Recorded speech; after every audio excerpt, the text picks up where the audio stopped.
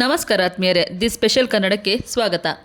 Big boss season 12 ಮುಗಿದು ಇಷ್ಟು ದಿನ ಆಗಿದ್ರೂ ಕೂಡ ಸ್ಪರ್ಧಿಗಳ ನಡುವಿನ ವಾರ್ ಮಾತ್ರ ಇನ್ನೂ ನಿಂತೇ ಇಲ್ಲ. ಮನೆ ಒಳಗಡೆ ಮಾಡಿದಂತಹ ಒಂದಿಷ್ಟು ಟಾಸ್ಕ್ಗಳಲ್ಲಿ ನಡೆದಂತಹ ಘಟನೆಗಳನ್ನೇ ಮನೆಯಿಂದ ಹೊರಗಡೆ ಬಂದ ಮೇಲೂ ಕೂಡ ತಮ್ಮ ಮಾಧ್ಯಮಗಳಲ್ಲಿ ಸೋಷಿಯಲ್ ಮೀಡಿಯಾ ಖಾತೆಗಳಲ್ಲಿ ಹಾಕೋದ್ರ ಮೂಲಕ ಉರಿಯೋ ಬೆಂಕಿಗೆ ಮತ್ತಷ್ಟು ತುಪ್ಪ ಸುರಿಯುವಂತಹ ಕೆಲಸಗಳನ್ನ ಮಾಡ್ತಾ ಇದ್ದಾರೆ.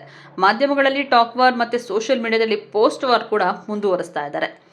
ಶೋನಲ್ಲಿ ವೈಲ್ಡ್ ಕಾರ್ಡ್ ಎಂಟ್ರಿ ಕೊಟ್ಟಿದ್ದಂತಹ ಚೈತ್ರ ಮತ್ತು ಅಶ್ವಿನಿ ನಡುವೆ ದೊಡ್ಡದಾದ ಒಂದು ಜಗಳನೇ ನಡೆದಿತ್ತು. ಟಾಸ್ಕ್ ಒಂದು ವಿಚಾರ ಅಂತ ಬಂದಂತಹ ಟೈಮಲ್ಲಿ ಇಬ್ಬರು ಕೂಡ ಆಪೋಸಿಟ್ ಟೀಮಲ್ಲಿ ಹೋರಾಡಿದರು. ಅದರಲ್ಲಿ ಚೈತ್ರ ಕುಂದಾಪುರ ಅವರ ಮೇಲೆ ಅಶ್ವಿನಿ ಗೌಡ ಅವರು ಕೂತ್ಕೊಂಡಿದ್ದನ್ನ ಎಲ್ಲರೂ ಕೂಡ ನೋಡಿದರು. ಸೊ ಅಲ್ಲಿ ಅವ್ರನ್ನ ಡಿಫೆಂಡ್ ಮಾಡುವಂತಹ ಟೈಮಲ್ಲಿ ಚೈತ್ರ ಕುಂದಾಪುರ ಅವರು ಅಶ್ವಿನಿ ಗೌಡ ಅವರ ಕೈಗೆ ಕಾಲಿಗೆ ಪರಿಚಿದ್ದು ಕೂಡ ಉಂಟು. ಅದಾದ ನಂತರ ಅಶ್ವಿನಿ ಗೌಡ ಅವರು ಕೂಡ ಅವ್ರನ್ನ ಬೈದಿದ್ದು ಉಗ್ದಿದ್ದು ಕೂಡ ಎಲ್ಲ ಹೌದು. ಆದರೆ ಈಗ ಸೋಷಿಯಲ್ ಮೀಡಿಯಾ ಪೋಸ್ಟ್ ಮುಖಾಂತರ ಅಶ್ವಿನಿ ಗೌಡ ಅವರು ಇದನ್ನು ಮತ್ತೆ ನೆನಪು ಮಾಡ್ಕೊಂಡಿದ್ದಾರೆ. ಅಶ್ವಿನಿ ಗೌಡ ಅವರು ಮಾಡಿರುವಂತಹ ಪೋಸ್ಟ್ನಿಂದ ಚೈತ್ರ ಕುಂದಾಪುರ ಕೂಡ ಕೆಂಡ ಆಗೋಗಿದ್ದಾರೆ.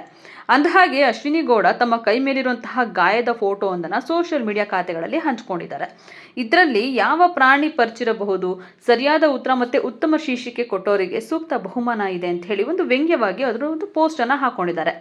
ಇಷ್ಟೇ ಅಲ್ಲ, ಇದ್ರ ಹಿಂದೆ ಕೂಡ ಅವರು ಬಿಗ್ ಬಾಸ್ ಮನೆಯಿಂದ ಹೊರಗಡೆ ಬಂದಮೇಲೆ ಇಂಟರ್ವ್ಯೂಗಳನ್ನ ಕೊಟ್ರಲ್ಲ, ಸೊ ಆಗಲೂ ಕೂಡ ಚೈತ್ರ ಕುಂದಾಪುರ ನನಗೆ ಟಾಸ್ಕ್ ವೇಳೆ ಉಗ್ರಿಂದ ಪರಿಚಿದ್ರು ಅಂತ ಕೂಡ ಆರೋಪವನ್ನು ಮಾಡಿದರು.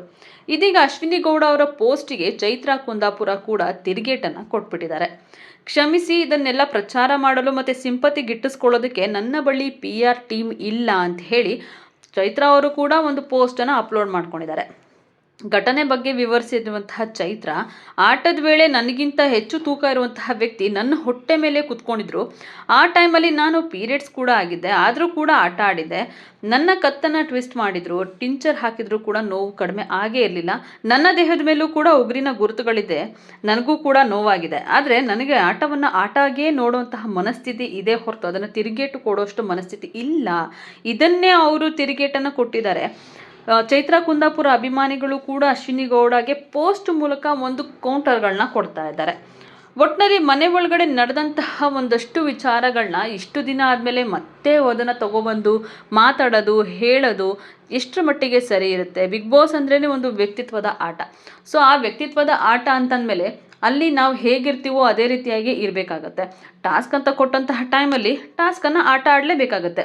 ಟಾಸ್ಕ್ನ ವಿಚಾರ ಅಂತ ಬಂದಾಗ ಕೆಲವೊಂದು ಸರಿ ಗಾಯಗಳಾಗುತ್ತೆ, ಜಗಳಗಳಾಗುತ್ತೆ, ಒಬ್ಬರ ಮೇಲೊಬ್ಬರು ತುಂಬಾ ಕಿರ್ಚಾಡ್ತಾರೆ, ಅರ್ಚಾಡ್ತಾರೆ.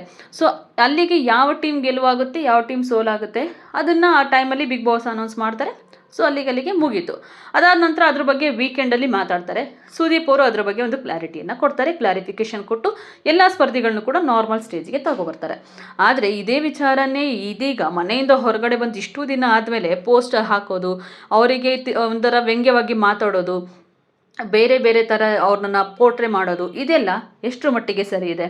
ಇದನ್ನು ಅಶ್ವಿನಿ ಗೌಡ ಅವರ ಸೋಷಿಯಲ್ ಮೀಡಿಯಾ ಖಾತೆಯಲ್ಲೂ ಕೂಡ ಅಭಿಮಾನಿಗಳು ಹೇಳ್ಕೊಳ್ತಾ ಇದ್ದಾರೆ. ಅಶ್ವಿನಿ ಗೌಡ ಅವರು ತುಂಬ ಒಳ್ಳೆಯವರು, ಚೈತ್ರ ಕುಂದಾಪುರ ಈ ಥರ ಮಾಡಿಬಿಟ್ರು ಅಂತ ಹೇಳಿ ಅವರು ಕೂಡ ಹೇಳ್ತಾ ಇದ್ದಾರೆ. ಈ ಕಡೆ ಚೈತ್ರ ಕುಂದಾಪುರ ಫ್ಯಾನ್ಸು ಕೂಡ ಅಶ್ವಿನಿ ಗೌಡ ಯಾರೇನು ಸುಮ್ಮನೆ ಕೂತಿದ್ರ, ಅವರು ಕೂಡ ಏನೆಲ್ಲ ಮಾಡಿದ್ದಾರೆ ಅಂತ ನಾವು ನೋಡಿದ್ದೀವಿ ಅಂತ ಹೇಳಿ ಅವರು ಕೂಡ ಪೋಸ್ಟನ್ನು ಮಾಡ್ತಾ ಇದ್ದಾರೆ. ಸೊ ಫ್ಯಾನ್ಸ್ ವಾರ್ ಜೊತೆಗೆ ಈ ರೀತಿಯಾಗಿ ಒಬ್ಬ ಮೆಚೂರಿಟಿ ಇರುವಂತಹ ಇಬ್ಬರೂ ಟಾಕ್ ವಾರ್ ಅಥವಾ ಪೋಸ್ಟ್ಗಳಲ್ಲಿ ಸೋಷಿಯಲ್ ಮೀಡಿಯಾಗಳಲ್ಲಿ ವಾರ್ ಮಾಡ್ತಾ ಇರೋದು ಅಷ್ಟು ಮಟ್ಟಿಗೆ ಸರಿ ಇಲ್ಲ ಅಂತಂದೊಂದು ಎಲ್ಲರೂ ಕೂಡ ಮಾತಾಡ್ಕೊಳ್ತಾ ಇದ್ದಾರೆ. ಈ ಬಗ್ಗೆ ನಿಮಗೇನು ಅನಿಸುತ್ತೆ?